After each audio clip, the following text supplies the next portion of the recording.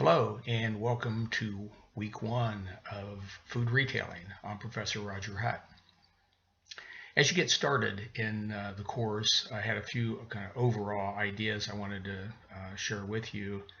I'll suggest that as you begin each week that you look over the assignments, reading assignments, kind of do a quick overview to get started to see what those are all about and where we're going in that particular week. So first become familiar with the assignments that are due, get an idea of how much reading you have to do or what's involved in the assignments. Study the assigned readings and pay special attention to the ideas that are used that come up in the written assignments, and I think that'll give you some guidance. I've based the written assignments on kind of trying to give you some direction in the reading. So the reading and the written assignments and the quizzes, of course, are very closely related together. Complete the assignments and submit them to the Dropbox. So be sure you pay attention to the deadlines there, and also complete the quiz. And there's a deadline for that as well. As we get into Chapter 1, some specific concepts that we're going to be looking at there. We're going to look at the concept of food retailing as it exists in both domestic markets and in global dimensions. And I think you might be surprised at how global food retailing has become. Many years ago, when we looked at food retailing or even thought about food retailing, we thought of it as a local business, a local food stores doing business with the local consumers. But we've seen quite a bit of change in that direction now in terms of who owns the companies that we're buying some of our food products from, and sometimes those are companies that are based in other countries.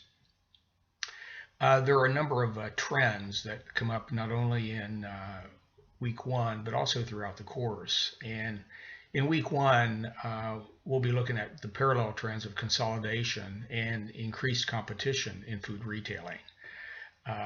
We've seen a lot of consolidation. We might continue to see more of that. And we're always interested in the impact that has on competition in food retailing. And by the way, when we're talking about consolidation, we're looking at the issues of larger companies who are merging together to form yet even a larger company. And what does that do to the overall food business? What does that all do to the overall retail business in the United States and in fact throughout the world? We're also going to look at, you'll get a feeling for a brief history of retailing and food retailing. So there are two thoughts there. One is, where does food retailing fit into the overall concept of the retail sector?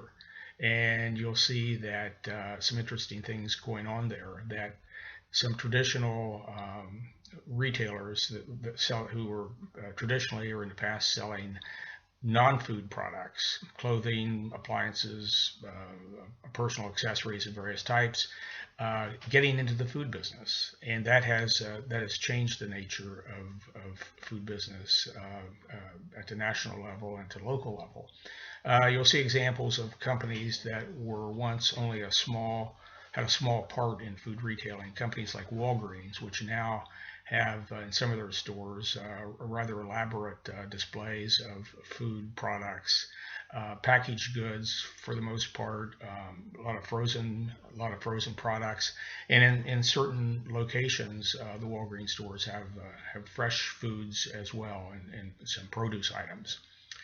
So a lot of it is about trends, particularly in this first week.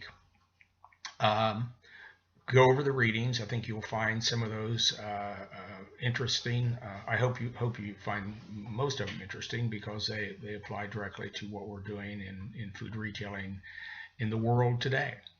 One of your readings is the book, The Retail Revival. You'll be reading one or two chapters in that every week.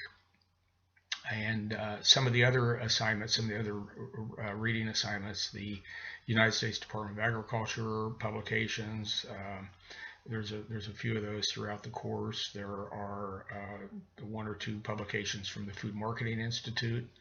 There are some articles based on from Wall Street Journal articles and studies of the food industry.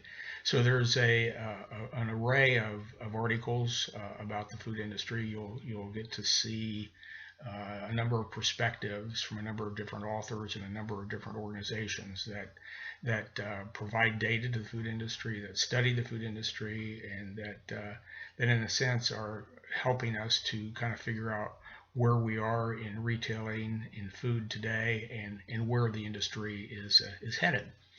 So once again, welcome to week one, and I look forward to working with you throughout the semester, and I'll send you another video at the start of week two.